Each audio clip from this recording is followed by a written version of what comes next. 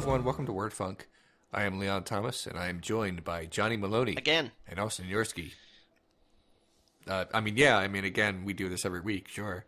Was that planned, Johnny? Did you know you were going to interrupt before we started? No, that was, I'm probably, there's going to be some impulse control problems in this episode, just so you guys know. Fine. I'm really sleepy, and that usually means that I get super talkative.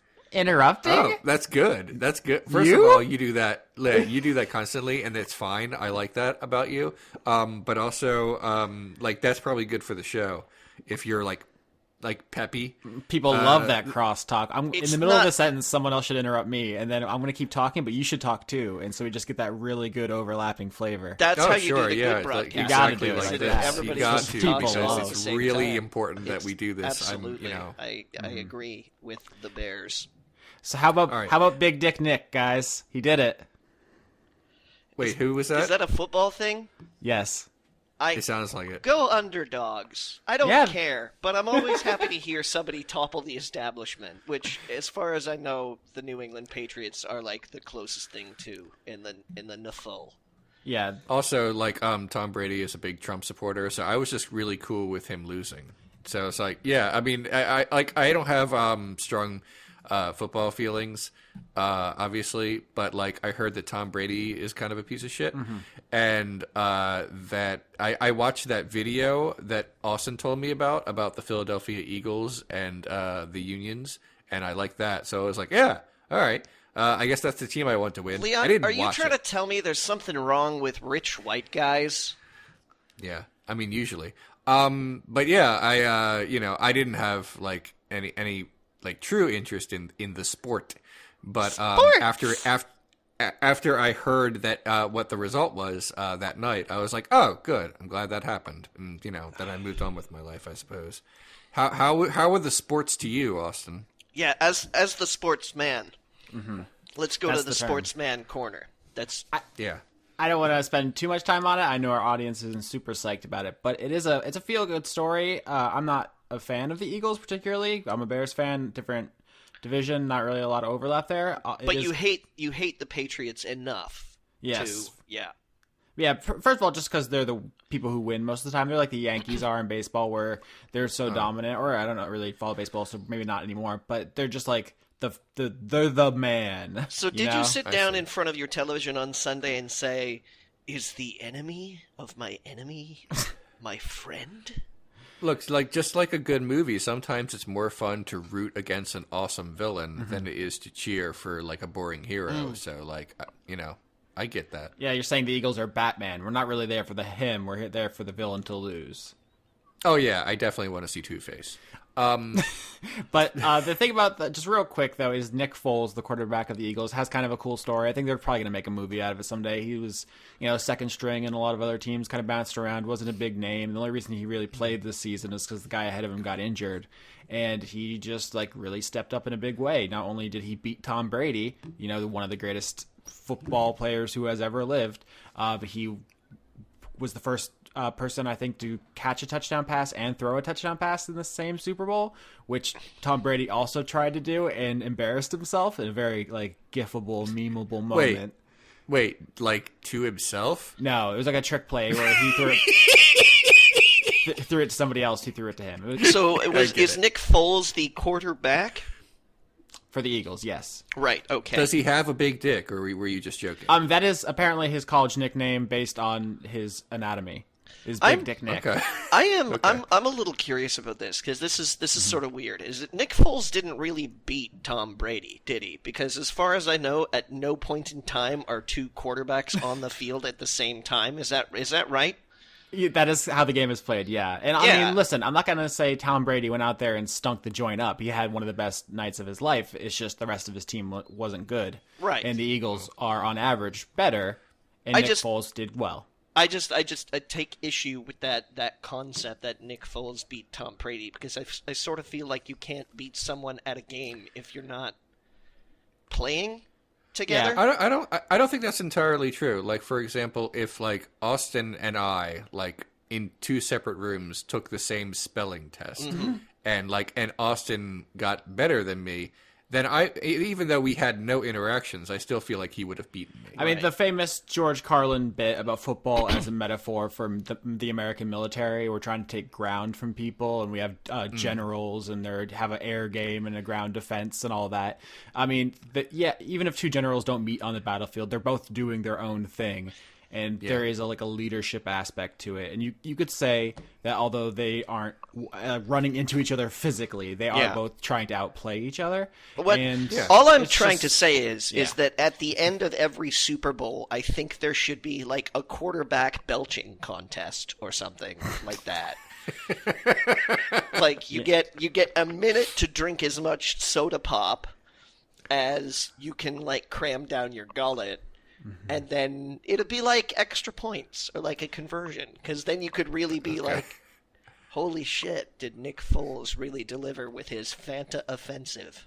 I think that bit of, I just want to say the extracurricular bonuses, I guess, that Johnny's envisioning is they do give separate trophies out, and he did win most valuable player, Nick Foles did. Good for him. Which, very exciting for him. Also, he apparently is in online classes, getting his graduate degree in divinity, so he can become a pastor when he's done. Oh, that's neat.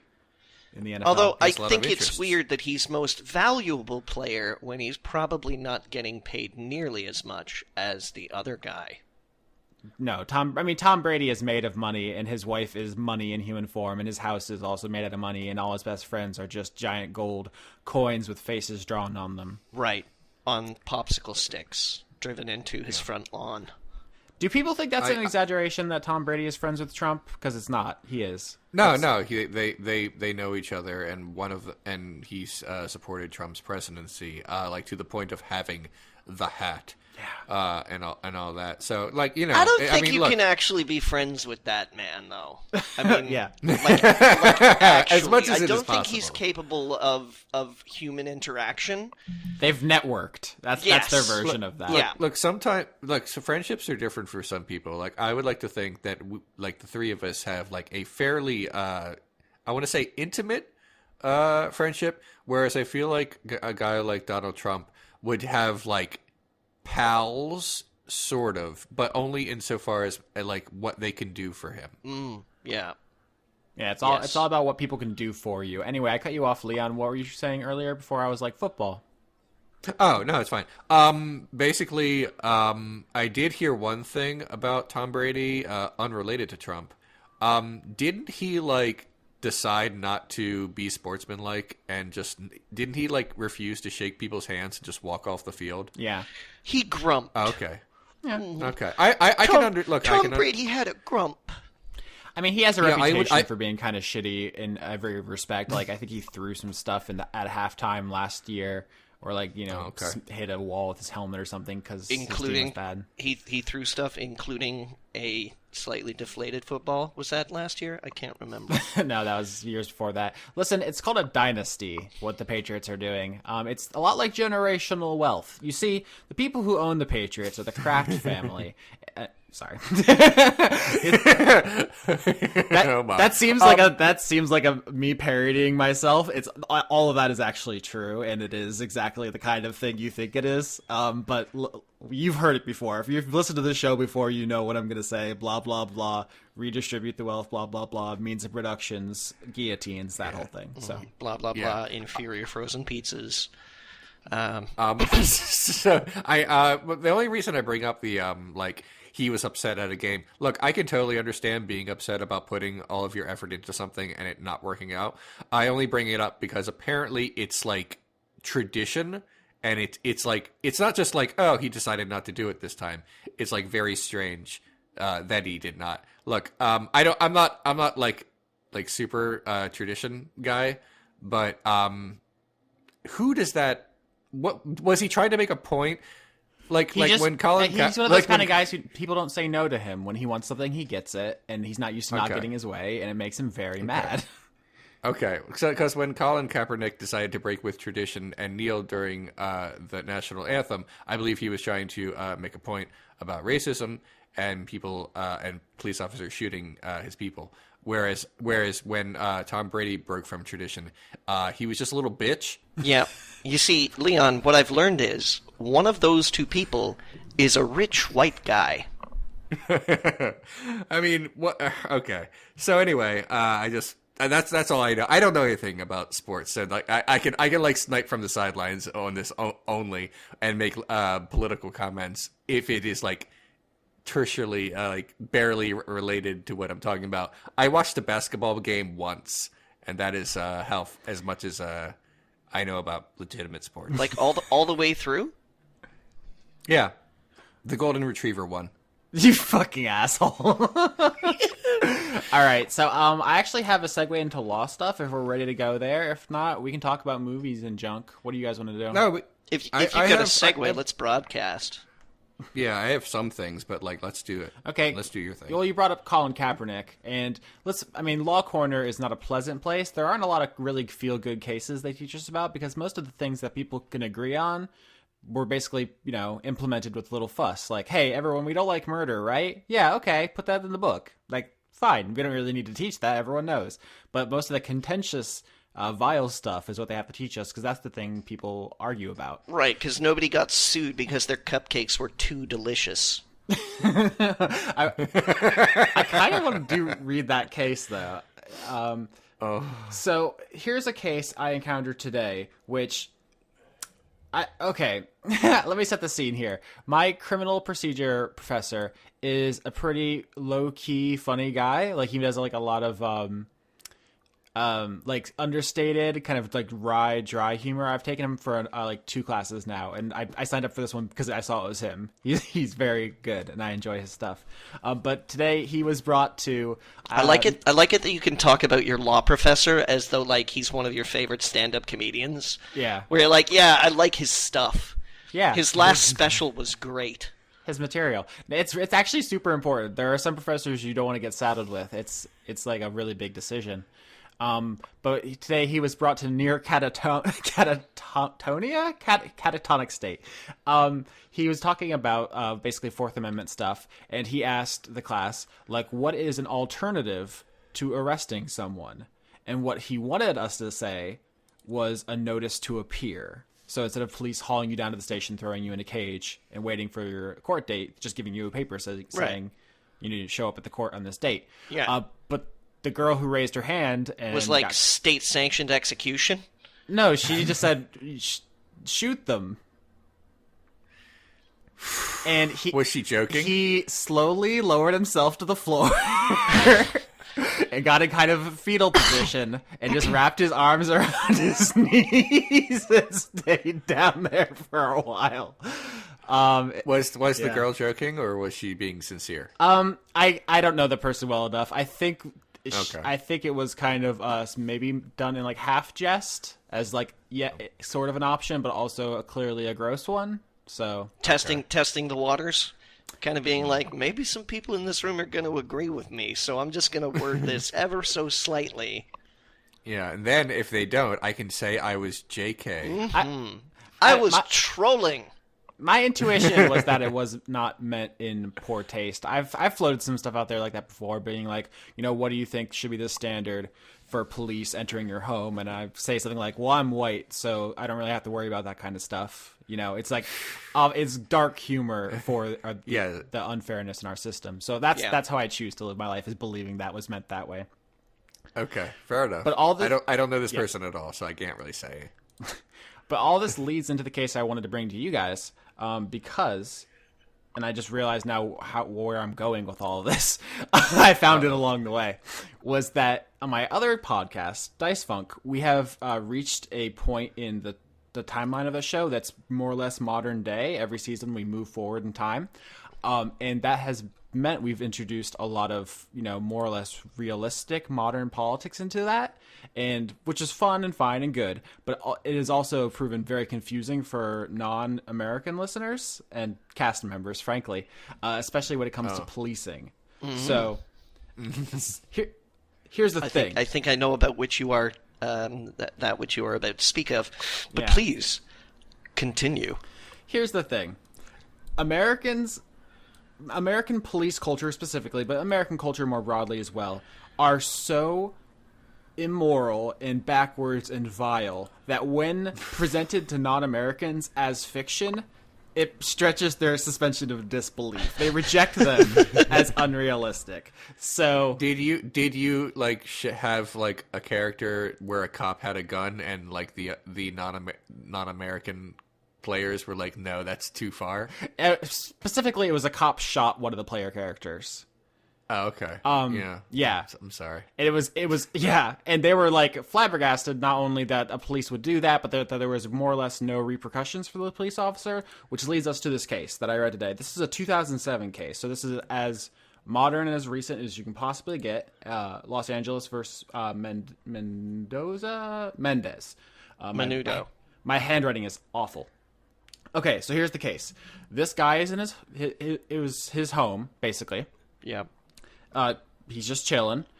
Police break into his home without a warrant. It is illegal for them to be there. This is not disputed. Right. They do not have a right to be there. They kick in his door. They see that he has what turns out to be a BB gun. Oh.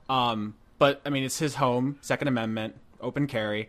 The police blow the dude's leg off. Oh. And he sues them. Do you think? What do you guys think happens? That's the case. Fucking nothing. I bet nothing, because they could just say that they felt threatened. Well, that was a short law corner because you guys both nailed it instantly. Yeah, there's been too many cases related to that, and I had to do research on that very thing at the end of last year for my episode on Strange Days. Yeah, I'm afraid you're not really picking fruit out of the obscure barrel today, Austin. Yeah, this is not like the man was armed with a rabid lobster, and the cop who only was equipped with a short range flamethrower. It's just yeah. Was part of the defense, we felt threatened? Yeah, of course. Yeah. Okay. All right. I just wanted to make sure. All right. Yeah, that sucks. I mean, I could go into the legalese of this, but what it comes down to is if the police have even a slight excuse, it's very, very hard to overcome that. So I mean, this was an adult, and a child with a toy gun was killed not too long ago by a police officer, and apparently nothing happened. Yeah, absolutely nothing happened. I mean, that happens all the time. This was particularly egregious because the guy was at home, was not a suspect. They did not have a warrant. So, I mean, here's what it comes down to: is the police can kick in your door at any time in America and just fucking shoot you. I am curious about one thing. Yeah. You said like it was illegal for them to be there. Why were they there anyway? Did they just decide at random to go into this person's house, or was there a specific reason why they decided to go into this person's house? He had a suspicious front door. They were conducting a search in the area and saw this other dwelling and decided to search it as well. They didn't. The situation for them wasn't clear, and I don't want to undersell this or like this doesn't require exaggeration. So I want to be like honest about all this, like open and clear. I'm not trying to like paint an anti-police picture. This is the case. This just happened, right? Like I don't even need to go into like bleeding heart lib mode to convince you guys that this is a pretty messed up way to conduct society. But like on my other show, a police shot a person who was in the middle of committing a robbery. The police knew that. The person was armed with like time-bending magic to defend themselves with, and the idea that police would shoot them was flabbergasting. Not only to Laura, who's a British person on my other show, but like our audience too was absolutely floored that this was a conceivable position for police to take. Now, were the cops on the hook for the door? Yeah, you know what's funny? Yeah, that the court noted that because there were rights violated, he could seek redress for that. Yes. So your Fourth Amendment rights get violated. Here's another thing. I talked about this on Twitter some about, Americans getting shot by police. And people were like, wait, so the government doesn't pay for it when you get shot? First of all, fucking no. That right there, just something like when you get shot, you have to pay for it is abhorrent to people. And it should be. But I don't know if you guys follow this kind of stuff, but every time there is a shooting, which is every day, there's 100 GoFundMes and medical Kickstarters, or not Kickstarter itself, but like crowdfunding campaigns for those people because you're on your own. Oh, yeah. And so people responded like, can't you sue the person who shot you? And I want, like I said, part of this is I want to be fair and upfront and honest about all the options. I'm not trying to hide the ball here. There are several things you can do. If let's do like the absolute worst case scenario, right? Let's say you're just like sitting in a library reading a book about ethics, right? You're just being the most behaved you could possibly be, and a cop walks up and just wastes you, just shoots you 1,000 times in the face. Just the most awful violation of your rights humanly possible. I imagine you don't have much legal redress, though, because you're probably dead. Well, yeah. So it's like the opposite of the scene in RoboCop where Murphy is shot in every part of his body and it explodes, except the other guy is the cop. So yeah, I mean, it would be your estate suing. Reversobocop. But normally, you cannot sue the government. They have sovereign immunity. That's not a thing that is normally available. There are exceptions. Now, you can raise civil suits, can't you? Yeah. So there's two mechanisms, and like I paid like $20,000 for the state of Florida to teach me this, so I'm not going to get it 100% into your ears now, listeners. I'm doing like the most crushed down version I possibly can. But there's an action you can undertake. It's section 1983, I believe. I don't have it in front of me. And something called a Bivens action, Bivens, and one's federal and one's state, that you can undertake to sue state actors. And so theoretically, if someone does something like the hypothetical, like you just getting wasted in the library, you can sue. But the thing is, it takes years for those kind of suits to get through the court systems. Even if you have a fee shifting provision that can get you paid on the back end, you have to front that money. In the meantime, you have to go through the anguish of going through all those court proceedings and probably losing somebody, because the only kind of cases that don't get thrown out at the pleading stage are the very, very awful, obvious ones. And as we've seen, even if you have on phone video the police officer choking your dad to death, they just get dismissed. So, I mean, when I talked about this on Twitter, people were like, can't you sue the cop if they shoot you? Technically, you can. You can sue anyone. You can sue me. And it's just going to get thrown out. Right. I mean, you can sue an individual cop, but, like, trying to sue the state is probably harder. And wouldn't the cop have... I mean, the state, you would assume, would have the cops back. So, it's like a bunch of bullshit. There's a lot. There's qualified immunity, and there's all kinds of... you have to have like a clearly established right that's being violated, and there's all this... It's a whole pain in the ass to even explain, and it's more of a pain in the ass to go through, and it's expensive and takes years. And even if you have your rights being violated on YouTube with 10 million views, a judge can look at it and say, reasonable people can disagree. Go fuck yourself. Because guess what? Nobody wants to piss off the police union. All the police are going to band together against you. It's going to, your entire family's going to be harassed, which is real things that happen to these people. Like, look into the history of like the Eric Garner case, and you guys know martial law descended on Ferguson. I watched those live streams as police shot tear gas into people's houses. I realize now this has been a huge bummer, but it's like... No, I understand. So in the end, what you're trying to tell me is, in the American legal system, the price of having one's leg blown off is equivalent to your front door being busted in. That's not... I mean, here's the thing, and this is how I want to end this, is that at the end of the day, the practical application of everything I just said for the last 15 minutes is that there are things you can do to be safe from cops, or if the cops do something to get compensated. But the people who get justice can afford justice. And the people who get their legs blown off by cops and who get choked to death on street corners, there's a commonality between them that I think maybe we could figure out if we really put our minds to. And like we really just put some red string between some pictures. I bet we can find a pattern between the kind of people who get shot by police and the kind of people who get justice. What do you guys think? If we just really dedicate ourselves to figuring out that mission. Might take a while. You need a supercomputer. That's the only way. Yeah. Damn. Yeah. Yeah. The only other thing that's what that I want to talk about in Law Corner is also depressing. So, Leon, save us. Oh, jeez. Oh, crap. I'm looking at my list, and one of them is also bad. Oh, like, God. sad. I'm trying to find the one that's, like, fun. Oh, I watched a bad movie. So did I. Yeah, in fact, I'm sure it was the same one. I'll bet it was. I was Yeah, going to watch this bad movie, but then you tweeted, don't bother, and you're my friend and I trust you, so I hope it's not interestingly bad or I'll be mad. Oh, it's I don't really not. think... It's not even bad in like a funny way. It's just kind of like dry and boring. Basically, what happens is this. I will, without comment, explain the synopsis of the movie, and you can tell me whether or not you think this is good.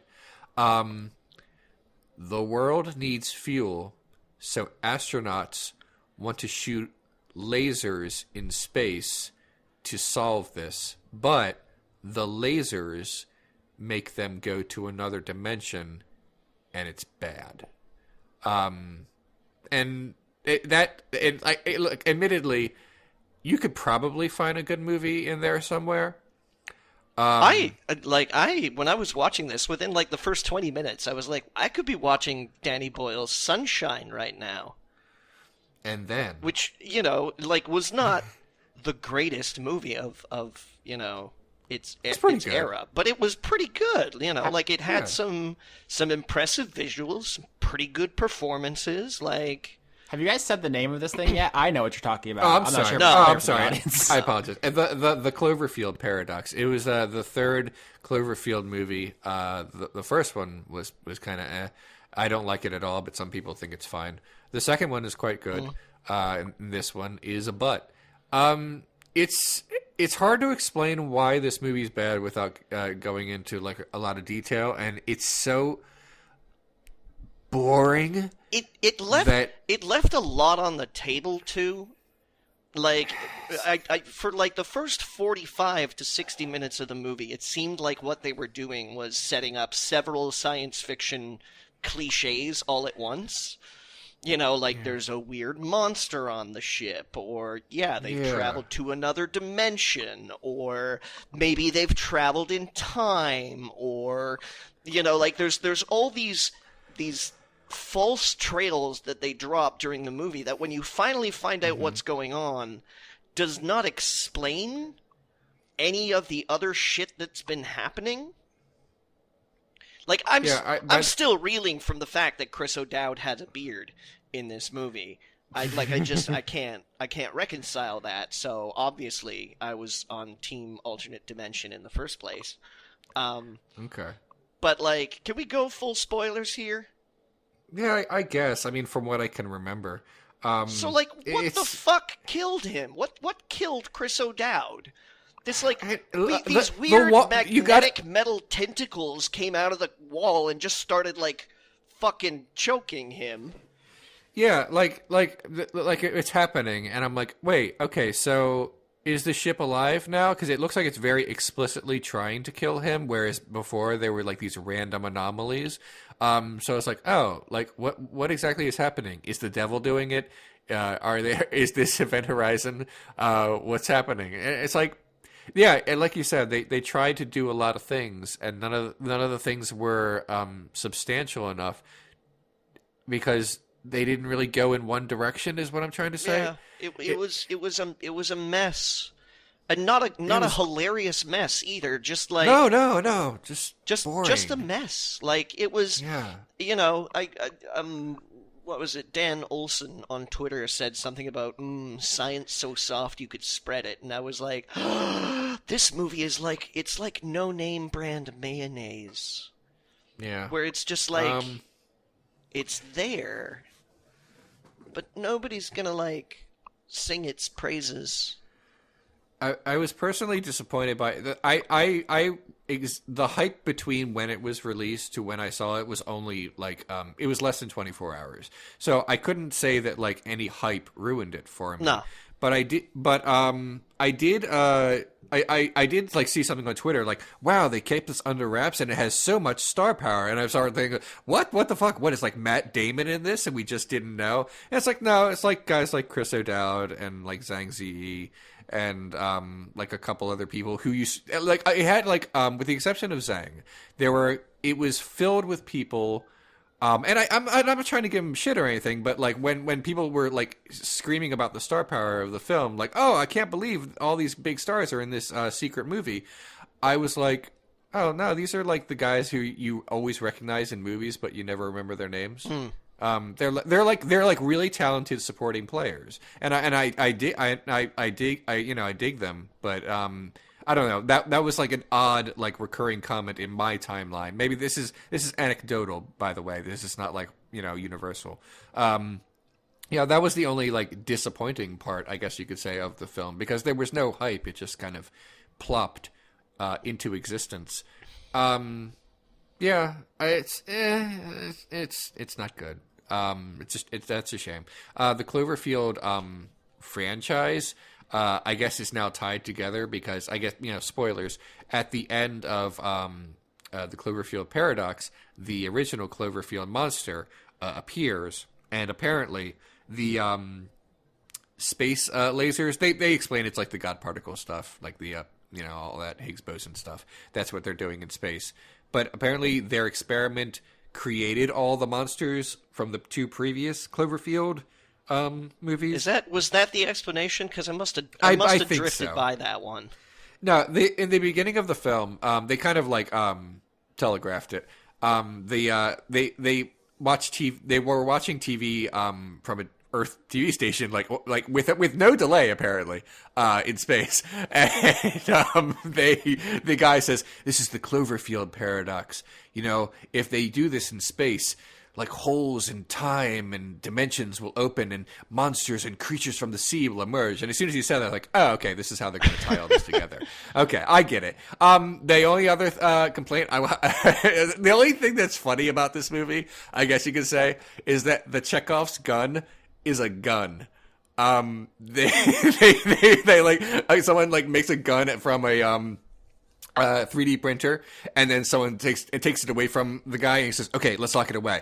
And then we don't hear about it until the very end, where like another character pulls it out to kill a bunch of people. It's like, oh, your Chekhov's gun is an actual gun. You can't actually do that anymore. So I don't know. I thought that was kind of funny in a so bad it's good way, but beyond that, it's just like it's a slog to watch. Chris O'Dowd tried to be the comic relief, and good on him for trying. That was like his character trait, because they didn't really have time for like there was a lot of characters here, and they I guess they all had one character trait, and a bunch of them shared the same one. Chris O'Dowd is the only character that like stood out because he wasn't like a super serious scientist guy. Everyone else was like the same guy, except the Russian, who was like inexplicably suspicious of people. He's like, "What were you doing, German?" It's like, okay, like whatever. That's it. I don't have like strong thoughts. I'm not going to make an episode out of this. It's not really worth it. I doubt anyone would pay me to do it, and if they did, I might have to decline. What's even to say beyond what I just said? It's like, yeah, that's it. Well, do we have any other thoughts on Cloverfield Paradox? I have like one other short topic I want to get to, then we can go back to Austin's second law thing. Unless Johnny, you have a big thing. I mean, I'm good for material, but Okay. I'll just very quickly say this. I mentioned this on Twitter, but obviously my planned Tarantino month for this year on Renegade Cut is scrapped. I don't want to dedicate a month to praising this particular individual anymore. Not that I was going to talk about his like personal life in the series of episodes. It was just going to be about his movies. But now I'm like, a little like squigged out by him. I mean, we always knew he was kind of a creep, but now there's just evidence, or readily available evidence. This is one of the interesting things I find about the like Hollywood kind of cleaning house as it is right now, is that a lot of people who are on blast, everybody kind of like low key knows already. Everybody's like, yeah, it's a bit of a creep, like, well, don't really like them much, and you're just sort of like, these days when this news drops about people, I was sort of like, oh, it took that long. I was not surprised with the blast of Tarantino news that we got this week. None of it was like, no. Not him. I mean, if it had been Tom Hanks, that would have been one thing. Yeah. But it turned out to be like a guy who you always think is like kind of pervy and weird and gross. I was just hoping. Look, the stuff about what he said related to Roman Polanski, which I will not repeat. This was like years and years ago, so I could have known that if I had done like the due diligence and looked up a lot of stuff about him, but I did not, and a lot of us just didn't listen to that particular Howard Stern interview. Since I did not know that, what I knew about Quentin Tarantino was that he was just problematic. But not like a bad dude who but now he's, I've mentioned this before. He sort of like fails that test where I would not want to sit next to him on a bus now. So that's, he fails that smell test. Oh well. I mean, it's just a classic believe people when they tell you who they are kind of thing. Like, his public persona has always been kind of like really aggressive, no boundaries guy. And like Louis C.K. is always like, I love masturbating all the time in public and I don't care about anybody else. And Aziz Ansari was like, women, they be crazy and I don't understand them. I'm just going to do my own thing. Like, they've always, I don't know. I'm not saying people can't low key be monsters, but let's at least take people at their word when they admit to it. Yeah. That's fair. This creates a weird new wrinkle for the new Star Trek movie, which I have not heard has been canceled because of this or anything. So, this is gross in a way that like he could actually survive it. Like that it's not a sexual assault accusation. It's more like, well, it kind of is. It's borderline in a way that people will say is borderline, is what I'm trying to say. And that will probably keep his career. And now he's making a Star Trek movie, and I suddenly have very different opinions about that. Before I was like, I had mixed feelings, but at the end of the day, I was like, yeah, I'll watch that. And now I'm like, no, just get off. Don't touch it. Just don't touch my Star Trek now. What the fuck is wrong with you? Oh well. Yeah. Yeah. I'm making an executive decision to try to bring some positivity to the show right now. So, go right ahead. I played some video games recently that were very good. Good. Tell me about I played Kirby Planet Robobot for the 3DS. Kirby remains the brightest shining star of hope in our dark universe. He is delightful. Everything he does is delightful. The game is good. It's a little short, but I mean, it's Kirby. You're there to see all the cool new powers. The gimmick of this one is he gets a robot and he drives it around. It's really cute. You can combine the powers with the robot. It's good. It has a cool final boss. Like, I don't know there's not much to say. It's a Kirby game, so I like Kirby. He's adorable. Leon, Kirby thoughts?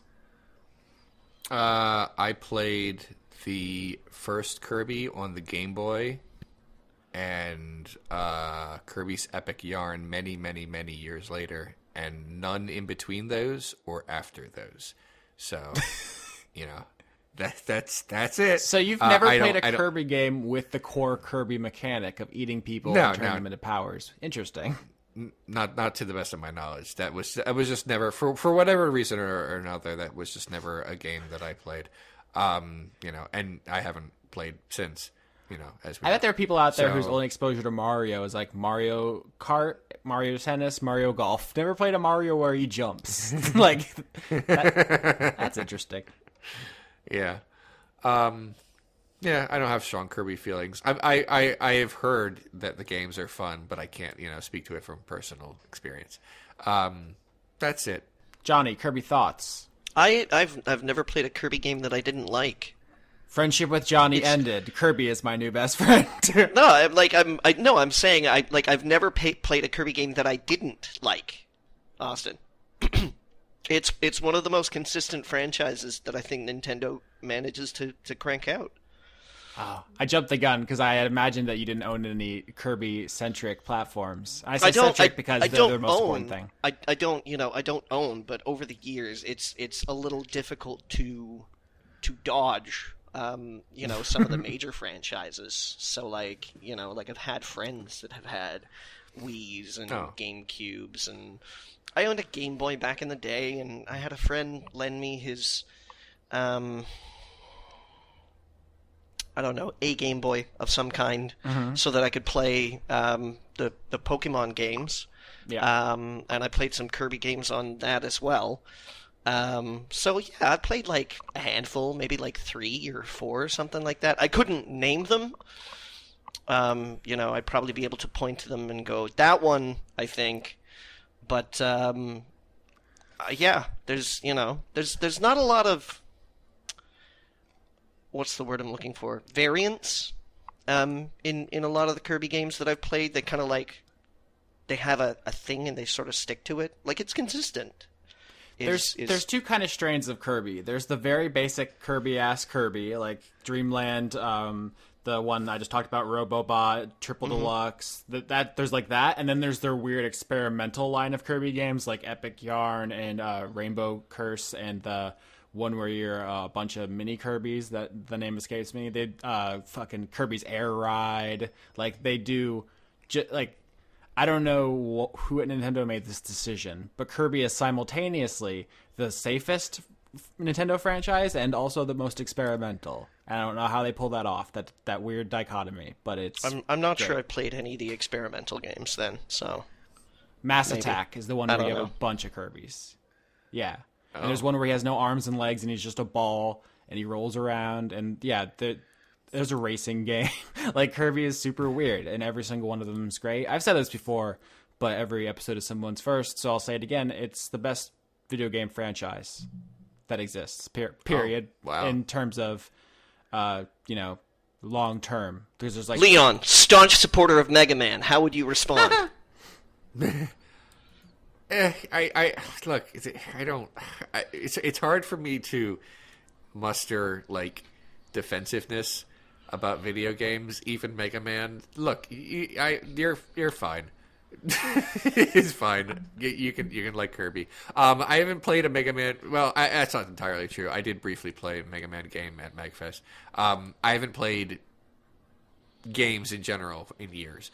I don't even think Mega Man would even be my favorite game franchise. It's just the one that comes up on this show a lot because I'm the one who liked it. So what would your favorite game franchise be if it's not Mega Man? Let's be here. Let's be clear. Kirby isn't my favorite. It's just the best. Just objectively, math. I ran the numbers. Just because there's never been a bad one in 25 years. Okay. So, that's out of my hands. I can't make those calls. I still want an answer to this question. I'm ready to have my world smashed here. Yeah, it's probably just Mario or Zelda. That's bold. Yeah. That's all right. They're good games. That was quite a worthwhile interrogation there. I don't know who I am to talk smack. Super Mario 64 is my favorite game, so it's very good. You heard it here first, folk. Bread is pretty good. Yeah. Cool. One more video game hot take before I stop talking about them. I also played Metroid: Samus Returns, the remake of Metroid 2. Metroid 2 is unplayable these days. Just a confusing, weird, primitive game. I'm sorry, you're gonna have to because there's like a buttload of Metroid 2 remakes. Is this the official Nintendo one? Yeah, I mean, there's only one remake that is legal. That one, Samus Returns, is the name. Yeah, of but it. that doesn't mean that there aren't Yeah. More. We all. AM2R, of course, that's a whole separate thing. We talked about that before, I assume, but if you don't know, AM2R, type that into your old Google, do some reading. Pretty interesting story. But Nintendo's version, Mercury Steam's version, it's the developers who brought us the last 3 Castlevania games, 3 or 4. Right. When everybody heard they were making this Metroid remake, everyone was like, well, that game is doomed. And also pointless because Nintendo quashed AM2R to make this bad game with a bad studio who makes bad games. But actually, I played it, and it's pretty good. It obviously suffers a little bit from having to follow Metroid 2's plot, which is Samus arrives on a planet to genocide the Metroids. And then she does. Roll credits. That's the entire story. And it's not good. And it doesn't really lend itself to interesting storytelling, unfortunately. But with that aside, everything they added on top of that is pretty strong. There's some repetitive boss fights, but it's for a reason. It's because you need to hunt down and murder every Metroid in existence. So you fight a lot of Metroids. But the exploration is good. It has the first functional map in Metroid history, which I'm really excited about. Listen, this might be sacrilege. I like Super Metroid a lot. It's confusing. It's kind of a pain in the ass, map-wise. Like, is the world prepared to hear that? Because I'm saying it. It's not a perfect game, and I think this game has a better map. So, and in one fell swoop, Austin has just alienated our entire speedrunning listener base. Yeah, that's the thing, right? Saying you don't like one Super Nintendo game as much as everyone else seems like a very tepid opinion in some circles. But bye, everybody. It was a nice run. It's a thermonuclear take in other circles. So yeah, I acknowledge that Metroid Samus Returns is not a fantastic, amazing game, but as a remake of a bad game, it's good. If that makes any sense. That was a convoluted sentence. I enjoyed it. Not as much as Kirby, who is a flawless, perfect gem. Basically, joy made manifest. He's our thick boy. I can't top that description. I'm done talking about video games. Okay. I had one more quick thing to say, and then I'll shut up until we do questions, I guess. So, like, as someone who needs to, figure out SEO all the time and get clicks onto my content, I have to read a lot about that kind of thing and about clickbait, and I can't use clickbait in the way that it is that all the recommendations ask me to do it, because it would not fit. I've altered my titles ever so slightly to adjust to that, but I can't make them like this Eastern European movie assaults the very existence of one particular god. I wonder which one it is. Yeah, I've tried to change some things about my descriptions and about my titles so that they will work better, but I can't do basically the thing that Johnny just said. You won't believe what fundamental feature of humanity serves as our drive to survive, and yet also one of our worst qualities. Click here to find out. Yeah. Also, a number is in it. So yeah, but I've decided what clickbait title I hate the most, because it just feels like cheating. It's always like okay, like I'll say like a Batman movie comes out one week, and someone says 5 criminals more dangerous than any Batman comic or something, and it has nothing to do, but the article has nothing to do with Batman. There is no reference to Batman in the article. Mm-hmm. It just wants people who are searching for Batman to come across this article, and I think that's bullshit. Yeah. You're basically just hogging the clicks at that point. This has nothing to do with anything. It's not just that it's misleading. It's like you're stealing it from actual Batman articles. I hate it so much. My absolute favorite is the ads that you get at the bottom of usually article websites, where they'll have there'll be a photo of a celebrity, and it's always, you won't believe what they look like now. Oh God. And I hate that. Yeah, and it the best thing about it is that most of the time the photos featured, and you just know the photos are there's an algorithm that just picks a photo of someone and then just jams it into a headline. Nobody actually assembles this bullshit, these advertisements, right? So it'll be someone that you've seen in something recent, like Sean Astin. And it was like, oh yeah, I just saw Sean Astin in Stranger Things 2. And it's just a picture of Sean Astin. And it's you won't believe what he looks like now. And I'm like, no, I'm pretty sure I would, because I just saw him like 5 months ago or something. Like it's The far worse form of that is when it shows a picture of a child actor like from like 20 years ago, and then says you won't believe how Mara Wilson has grown up, and I was like, there's a slightly creepy edge to this title, isn't there? What do you mean by that? And what kind of people are you expecting to click on this? And why do you think it's me? So I'm not. Yeah, I mean, I live in a world where I have to understand clickbait and at the very least try to engage with search engine optimization. But there's a line, I feel like, that were I to cross it, it would. I'm trying not to make myself sound like a big deal, because I'm super not. But I feel like it would damage the credibility of my show if every episode title was like, the 5 things you need to know about the problem of evil in Time Bandits instead of Time Bandits, and then like a space, the problem of evil. So I don't know. That's just how I feel. Sorry, I get like, when I talk about this stuff, it's like part being grossed out, and I freely admit a little bit of it is envy. I want the clicks. I want to have the subscriber base that assholes have, and that it's a horrible feeling to say, "Oh, you're such a piece of shit. Give me your subscribers."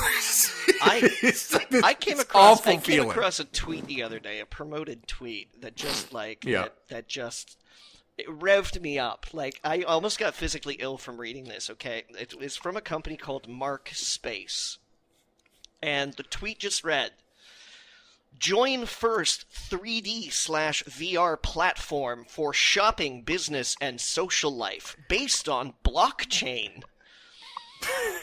Yeah, and I was just like, I read all that, and I was like, okay, in the first place, fucking none of that makes any sense whatsoever. That just seems like somebody, like, Googled popular buzzwords and then decided to form a company that was like, hey, yeah, so VR is really big right now, and people are talking about the blockchain, and then, I don't know, like, maybe we can sell property or something like that, because real estate's really huge right now. And it's like, there's a picture underneath that's got like their company logo, and it says virtual reality properties on sale. What the fuck am I looking at?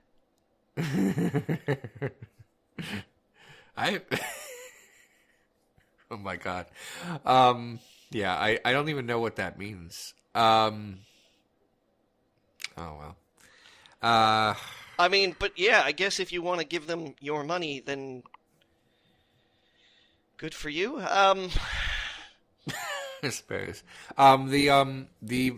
It's always like, gearing back to like my own like mixed feelings about clickbait. It's like, it's an uncomfortable feeling whenever I have to. I review my old videos in the analytics every once in a while to see what is getting clicks. And the all-time most popular video I've ever done was one of the 2 times I have engaged in clickbait, and it's not even close. It's the one that says like, it's such a shitty episode too, because like I made a bunch of mistakes in it. It's like one of my old episodes, and it's called like the 10 most insane direction decisions by Werner Herzog, I think. Mm-hmm. And I hate that episode first because of like the way I titled it, but also like it's a bad episode. It's a really bad episode, and I should delete it, but it just gets so many clicks, and it's not even close. Like, it's just massively more than anything else I've ever done, and it's such a bad episode. And I look at it every once in a while, just not watch it, but like just on the list, and I'm like, really? That's what you want? It can't be. It's so bad. This video is so bad. why didn't you click on my fucking movie? It took me like 2 years to make. It's doing okay. But that 9-minute video I made years ago about stuff that's, looking back on it, like not even, I feel like my research powers hadn't kicked in back then, and there are a few mistakes. It's not even, and the audio is terrible. It's just a piece of shit. Why is that the one? Is it because there's a number in it? There's a number in the title, isn't it? I don't know. I have, I don't know. My job is weird. All right, I'm done talking now. I'm sorry. Yeah. Austin, do you want to go into questions? Sure, we can jump into questions. Oh wow, I didn't realize how deep we were into this recording. Yeah, we're an hour in, I guess. Yeah. Let's see here. Oh gosh, some of these are heavy. I mean, we could try. You can always just read them, and then if we decide not to, I could just edit it out. Mm-hmm. It's fine. Like we don't have to show any kind of public cowardice. We can hide all of our flaws and failures. Right. All right. I do that all the time. Yeah, no, I know. Not just with me. Anytime there's like a noticeable error in something that you say, and then you immediately correct itself. The first one is edited out. You know that, right? I believe that's only happened to me once when I said something dumb about religion, and it was about David Koresh, I think, and I was I'm talking about like if you say a sentence and then you use the wrong word and you say never mind, I have a bad mouth, and then you say the second word and it's right. That first part is not in. Oh, I did not realize that. Sometimes I listen if I was curious how a bit came out, but I don't listen to every episode from beginning to end. So I actually didn't know that. Yeah. No, I always try to make you guys sound smarter than you are. I hope you don't cut out the parts where we're humorously dumb, because there's value there. No. If it's really funny and it goes on for a while, then it stays in. But like, I'm not out to make you look bad. Is what I'm trying to say. Consider it, though, because it's pretty funny when we look bad. Anyway, I'll ask a question. Okay. These Long Wars asks, thoughts on Chelsea Manning's Senate run in Maryland?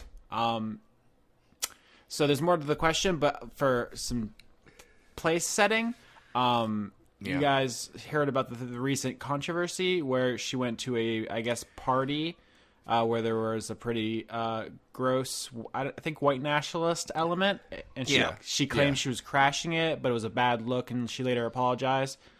If she's gonna look, I'm willing to give her the benefit of the doubt and say that like she was there, not she does not believe in what they're about. Obviously, that seems to be like the opposite of what she's into.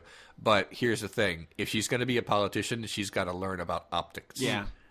Right away, like yesterday. So, yeah. I mean, that is the politically accurate thing to say, Leon, but also, if someone, or rather, if the government had tried to torture me to death for like 5 years, and then I got out, I would do whatever the fuck I wanted. Yeah, well, sure, up until the point that you file for Senate. Yes. For your Senate run.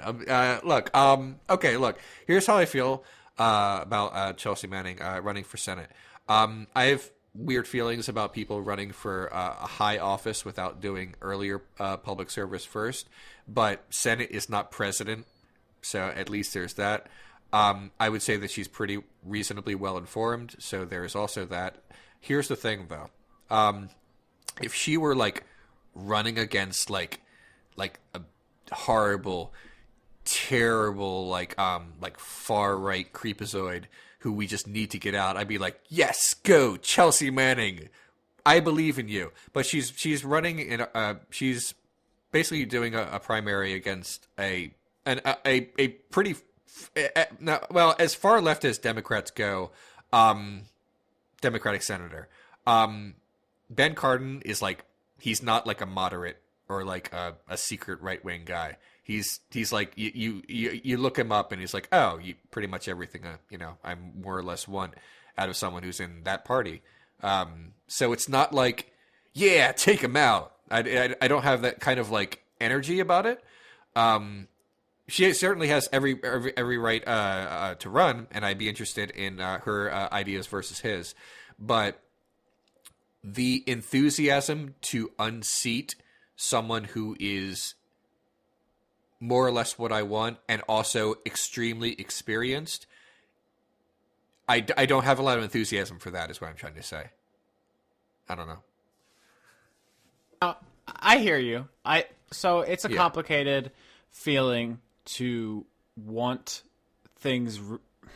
Realistic is the word that comes to my mouth. It's not the one I want to use, though, because it's 2018. Who gives a shit what's realistic? The cool thing about democracy is, theoretically, if we want something bad enough and we can get enough people to agree, we can get it.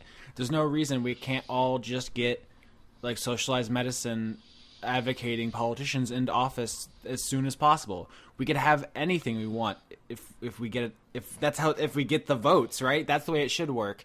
But there's this constant voice in the back of all of our heads, like, well, we have to be realistic. We need people who have experience. We got to be reasonable. But that's just an unelectable idea. But the other side doesn't follow any of those rules. What's the point? Why don't we just do what we want? It's this whole like optics and the right path and all that. It's just, I don't know, guys. Maybe I've been too far radicalized at this point. No. It's fine. Here's the thing, though. You're saying like you're using the word experienced as if it might not be important. It super is. I'm sorry. It super is it is in a paradigm in which people follow the rules. I don't think it necessarily is important if politics is basically a giant popularity contest where none of the rules matter and none of them are enforced. Then fuck it. If you don't know what you're doing, I have to say that's the issue. It hasn't stopped the bad guys. Yeah, I know, but part of why they're bad is they don't know what they're doing. I guess, but also the fact that right? no one can fucking afford to live is the other thing. I get that. Here's the thing. Here's my other concern, and we're talking about realistic stuff here.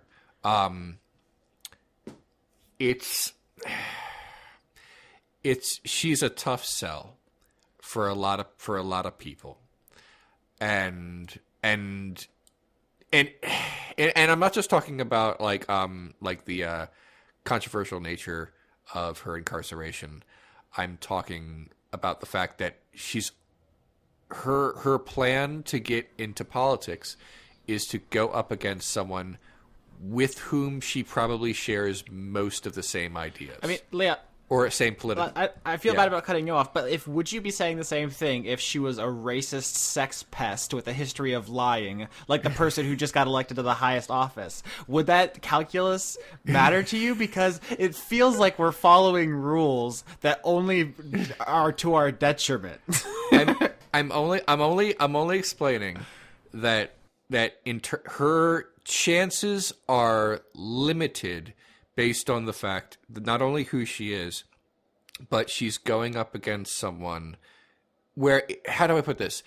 They're going to have a Democratic primary debates usually aren't exciting because they're either going to be personality conflicts, but rarely strong political differences unless you're dealing with like a liberal and a moderate or a moderate and a conservative. They're both left. It's just one is a bit more than the other. And people are going to choose the one that they know. And that's sort of the issue. I wouldn't mind at all Chelsea Manning running for a public office. But if she loses this one, and it really seems like she's going to, it's going to be hard to take her seriously when she goes after something that she can totally get. You know, she's going to probably not win this one. And then she's going to be like, okay, well, maybe I should go after something that is I can definitely get. And then she's going to, but everyone's going to be over it by that point. It's not going to be news anymore, you know? And I just feel like she picked the wrong spot. I don't think, and regardless of how I feel about like her politics, I just feel like that might have been a bad call. I think we could probably do a whole episode on this, so I don't know we're going to find an answer. But the idea of taking someone seriously is not something that I think I value as highly as you, because guess what? Linda McMahon is currently the administrator of the Small Business Bureau or whatever. Like, you can be an actual fucking clown and run for office. It doesn't matter. I should note that Linda McMahon lost her 2 Senate bids and then was appointed by a clown. So my point is, being taken seriously doesn't matter. All of the gates that people are convinced they're keeping you out of are fake. It's all illusory. All you need is, the boring real thing is all you need is money. And in fact, the Democratic Party has a very specific mechanism by which they kind of screen out candidates by their donor base. This is not. They're going to, by the way. They're gonna do everything they can to make sure that she is not a viable candidate. Literally, yes, that's what I'm saying. Yeah, I mean I just feel like this was like, I could be totally wrong. Look, here's the thing. Sometimes I'm just wrong, and it is, and then like in a few months, when the primary happens, she could win, and then she could even potentially beat the whoever will be the Republican opponent, and then she'll be a senator, and I'll be like, well, I was wrong. Good on you, I guess. I hope you do really, really well. I'm pulling for you, but it just seems more like she picked the wrong candidate to go up against. And I don't know. It just seemed like a bad idea to me. Yeah. I'm curious what Johnny thinks about hearing about American politics, but I do, before I want to throw that over to you, just to get a quick take, I do want to say I don't think this is necessarily just American related. I mean, Chelsea Manning went to jail to reveal that America was committing war crimes. Like, it's something that affects other people, and it's something. I mean, America affects everyone by everything it does, but If 7 years in solitary confinement or whatever horrible fucking evil shit we did to her isn't like some kind of test of being qualified to lead people, to inspire people to be something that we can rally around, but being born rich is, then what's the point of anything? Like, because that's the most people's key qualification. That's what Betsy DeVos has. Yeah. But, I mean, I guess I'm done. Johnny? No, you're fine. I don't really have much to add. You guys covered pretty much the whole gamut of it. I respect Chelsea Manning. I don't think... excuse me. Okay, I'm all right. I don't think that any of that talk about her being a traitor has any grounds in reality. I agree with Leon that the moment that you're going to choose to be a politician, it's kind of unfortunate, but optics do matter to a certain extent. And, I mean, that's just something that they're going to have to learn. I don't think that she's particularly guilty of, like, any betrayal or anything like that of her ideals or, left ideals or anything like that by being at the same party as someone. It was just like... It was probably something she didn't really think about, and we kind of just have to accept that maybe she's not used to this kind of scrutiny. Because previous to all the attention that she got as a whistleblower, or whatever you want to call it, she was just like an analyst in the army. Am I right? Like she was a data analyst. Something like that. I don't know off the top of my head. I should probably have the Wikipedia page open while we talked about this, huh? She, as far as I know, she ran a desk job, like a completely unglorious desk job, and I do think that civic service would qualify you for being able to work in government. But yeah, it's kind of unfortunate that now that you're out of prison. And you're this big trans hero, and, everybody's paying attention to you. If you show up at the wrong party, then people are going to feel betrayed by you. And that's just probably something she didn't think about. I don't. As long as we can learn from our mistakes, fine. You know, like, yes, we have to be careful about people being sort of like recruited or sort of taken in by the alt-right or something and being like, see, we're not such bad people. We just have a show on the internet that the weirdos listen to. You know, you've got to, like, you have to live your truth. You can't just, you know, say one thing in public and then be like, oh, and we're friends, even though I know that they campaign to, like, eliminate people like me. They're not like that in real life. They just use their power to, like, say stuff like that. There's a big difference. Like, no. So I'm interested to see her put her money where her mouth is, and if she goes ahead with this Senate race. Who knows? You know, like, maybe we could get something better than what we have, because right now the Democrats, as they stand, don't seem to really be doing much for the country. We're at least not enough. Okay. Here's the thing. While Johnny, you were talking, I tried to look up who Chelsea Manning's campaign manager is, or people in like who are like handling her in her campaign. Just coming up completely empty. I mean, it's common knowledge. It's George Soros, of course.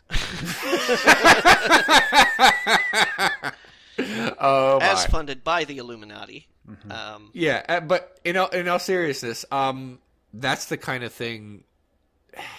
What I'm trying to say is, are really effective, knowledgeable, experienced, like political campaign managers going to touch her campaign? That's what I'm trying to figure out. Because I don't know. I have concerns that this. We will see. I mean, you know, good luck to her, because I am the sort of person who believes that at any point in time we could actually deserve better representation in government. Because I think that there's a big gap between people who get into politics as a career and people who get into politics because, you know, maybe they want to do some good. So, like, I do believe that there are politicians out there that get into politics for the greater good. Again, air quotes on that, right? But I think that they're definitely vastly outnumbered by people who get into it because it's a good business to get into. So I always kind of feel like we deserve better representation in government that we currently have, because I think that there's a lot of people in government right now that aren't interested in representing us as they are interested in just doing a really good job, whatever that means. So good luck to her. Maybe she's one of those people. Maybe she wants to get into politics because she wants better representation, and this is just a hiccup, and, you know, at the end of 2018... maybe she'll clinch it. Maybe she'll be a great politician. But it's too early to say, honestly. I don't think that this is like the end of Chelsea Manning's political career, but it's certainly a hiccup. It's a pretty big blemish, particularly from, like, I think a lot of racial minorities probably feel a little bit betrayed by this. I mean, I do want to move on from this topic, but I keep hearing, I feel like, a blemish. It's like, yeah, good thing she didn't do something terrible and unelectable, like get caught on video admitting to being a fucking creepazoid. That would really here's the problem. sank the campaign. Here's the problem, Austin, is being caught on video or audio being a completely, total fucking sick pervert creepazoid doesn't fucking matter to some people. They will always toe the line. I know, it's just, it's such... pedophile. You can. Why do we have to be the good guys? Let's kill them. but the people who care about Chelsea Manning showing up at that party are, like, good people for whom that will actually matter. Yeah. Is what I'm trying to say. It's just the moral high ground is so much work, Leon. I know. I understand. By the way, there was someone in our comment section who, like, tried to go on a rant and say that, like, us going so far to the left all the time is what is going to give Trump his reelection. First of all, fuck you. And second of all, suck my lip. Leon, that's just how it works. If you don't give them everything they want, if you fight them on anything, they win. You have to roll over immediately and agree with them and compromise at every possible position. Of course. Yeah. All right. So anyway, we should probably move on because this was like... I think they call that the Chamberlain defense. Ah, Christ. There's a little bit of rich World War II history humor for you guys. All right, let's transition into a more simple mechanical question. Zoxion asks, Leon, would you Boners! Zoxion asks, Leon, would you ever be willing to do a request in reverse? Someone asked about a topic they want you to do a video on, and you find a movie. No. Sorry, someone tried to do that today. Really? Yeah, someone, and I don't, have any, issue with someone, trying. I'm not, like, mad at the person. I appreciate their, imagination. And I appreciate, of course, their pledge. But no, I can't. It's because, too hard. No, I don't mean I can't. I mean, it's not a good idea. And if I started opening up the requests to anything besides picking the movie, it would become so amorphous. And I would say, okay, you can request like anything. And then someone would say, yeah, talk about this particular political philosophy. I'm like, okay, but my show is, basically about explaining that through a movie. What if it was that's my thing. What if it was like almost super specific, but not quite? Like Daniel Day-Lewis as father figures. Well, because that's sort of that's the other big problem with that. It would doing a movie and all the philosophy and politics and whatnot related to that movie in a week takes a lot of time and research and effort. If you said, here's a broad topic which will require you to watch 12 movies to fully understand it, not a good idea. That's a fair defense. Sustained. Yeah, it's just you don't can't fuck with that shit. Yeah, you can't give me a broad topic because of time. If I made an episode a month, it would be different, but I don't. I make 5 episodes a month. 5 episodes of Renegade Cut come out every month, no matter what. My bills need to be paid. So it's you pick a movie.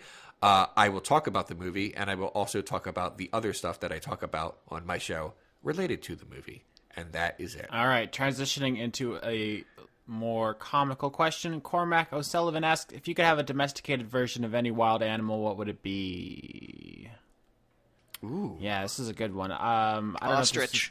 know All right, I had a whole thing, but tell me about the ostrich, Johnny. What appeals to you? Is it the legs? I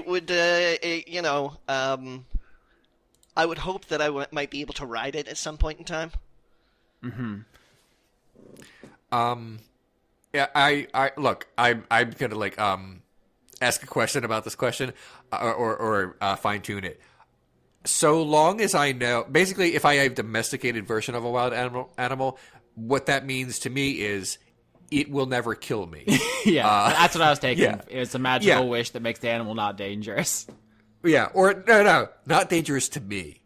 I find if it like scares away intruders, that's okay. So if that is the case, I would like a big ass tiger, because that would be cool. I would cuddle with the tiger all the time, and it would be great and soft. And the tiger would never bite me in the face. But if I were ever in trouble, the tiger would be able to help me, because I'm not strong, or anything like that. I have changed my answer. Mm-hmm. I would like for it to be some kind of whale.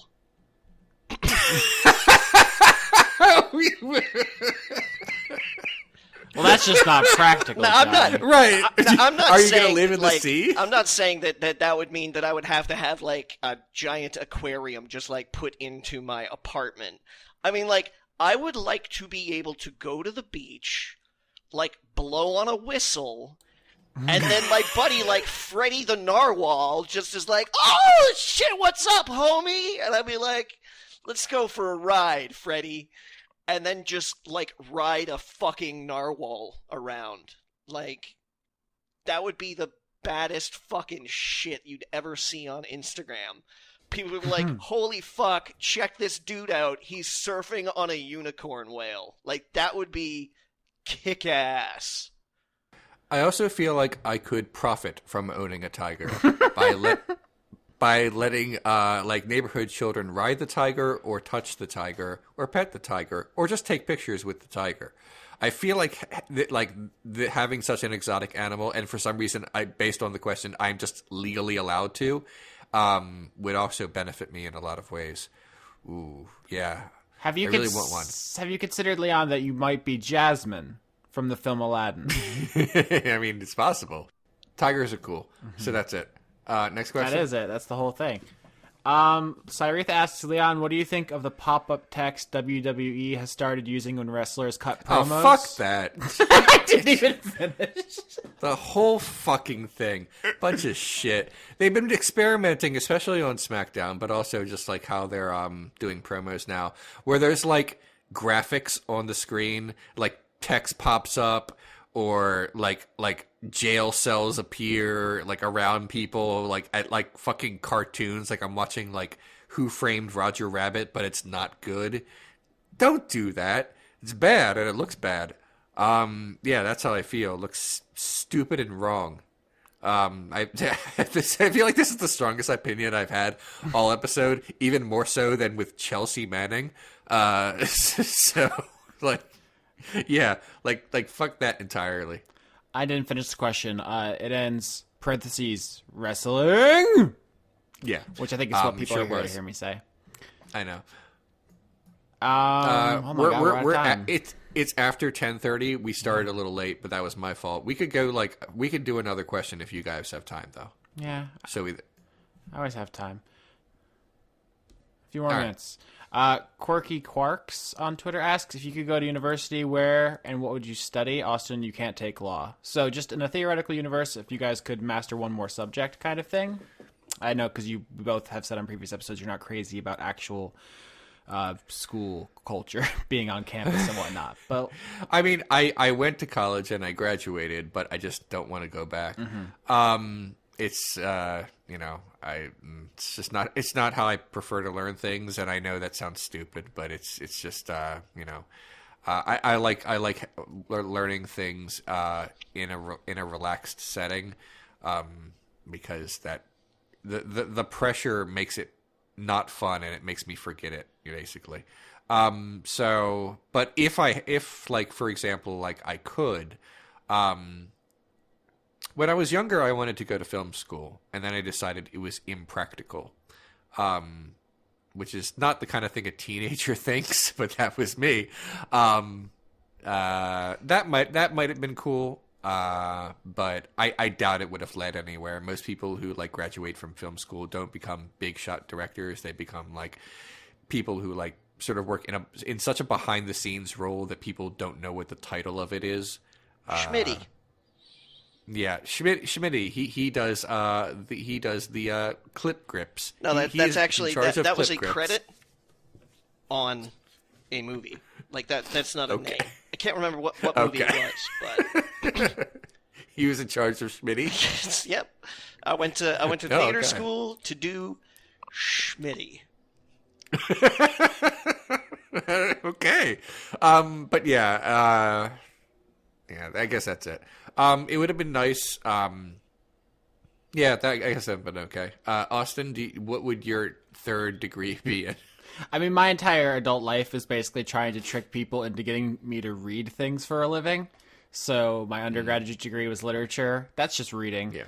Law school is just reading.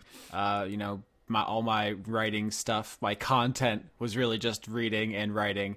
So if I went back, I'd probably try to do probably political science or philosophy, just more reading. That's okay. Anyone, please give me a grant or just to read. That's all I really want to do in my life. That's what about boring, you, Johnny? But... Johnny, sorry. you lost me there for a second. Yeah, like you know, Leon, I think it would be neat to go to film school. If not film school, then probably history. I kind of get the impression that doing history would be pretty tight. Like I would find it interesting, right? And this is the thing about going to school is there's a lot of stuff that I decided that I would not go to school for because I didn't think that it was applicable necessarily in an employable sense. So if I was going to be spending the money and like doing something, you know, like I would want it to be fascinating, but I would also want it to be useful. If I did not have to worry about like, you know, being paid or, you know, like paying to go to school or anything like that, and if I just had like all the time in the world and everything, if it was just like, oh, you know, if I was independently wealthy, I probably would go back to school. and I would probably just do something that I found like interesting. So yeah, and I think history would do that for me. All right. So on our way out the door, last question: 3 marmots in a trench coat, aka random web person, aka forum mom. Kirstine Hasliger wants to forward us a question from someone else on Twitter. Name the most trivial hill on which you are willing to die. I saw this question and immediately my brain screamed, Zelda's not an RPG! It's just not.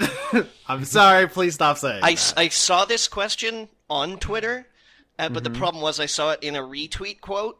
And the person wrote, deep breath, it's pronounced GIF. And I was like, yeah. Yeah. Like, you can string me up. That is like the most trivial hill that I can think of. It's the most trivial hill, but I have no investment in it, and anyone who does, I think less of. That's the thing, is that it is that trivial. Yeah. Right? That's true. Yeah. Leon, can you join me on Oxford Comma Hill? We could die together as brothers. I don't care. We already talked about this. I like super don't care. I know, I'm like, just trying to help you. I know. I know. All right, so this is the part where you ask if we have anything else to say before we stop the recording, and then usually Johnny says something funny, and that's it. So I want to get my thing in here, which is, I think we need to just say fuck optics. I would vote for a flaming bag of dildos covered in diarrhea if they gave us free healthcare. Fuck That's fuck cool. optics. I would just like to say that on my Twitter timeline, one of my Twitter followers who sells sex products is at this very moment trying to sell oral sex candy BJ Blast green apple, and I don't know what that means. Do you eat the candy and then your mouth tastes like green apple, and then that makes it like your mouth feel good when you're like sucking someone's dick, because not everyone likes that? Or do you put the candy on your dick and that makes the person sucking your dick you taste the green apple? Or is it not even like dick related? Is it only for ladies? Like, is there some, I don't know what this is. I could just click it and then I would learn what it is, but I'm having more fun speculating is what I'm trying to say. Thank you, Leon. So I've clicked on it. Now I'm sorry about it. We have to find out.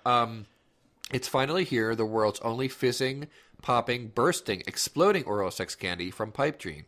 Wait, what? I just found it out. Yeah, it's true. Just sprinkle some in your mouth and go down for the ride of their life. Wait. But how? Wait. So does it feel good to the person receiving oral sex that someone else is eating green apple candy? I guess, well, it's like popping. It's like Pop Rocks. Is that that's my understanding? Was like it was. Maybe like the fizzling, as it says, will vibrate things. I'm trying to imagine a person who has a fucking such a cool ass life that they're bored of blowjobs and have to spice them up. people have different levels of sex drive, and that's fine. I guess. If you want to, if you want, maybe it's less of a need and more of like a curiosity thing. Like I'm a curious person myself, not as it relates to sex, but like in general. So maybe for some people, their curiosity is all about dicks or apples. I want to go to bed. Johnny was basically a hostage for this episode.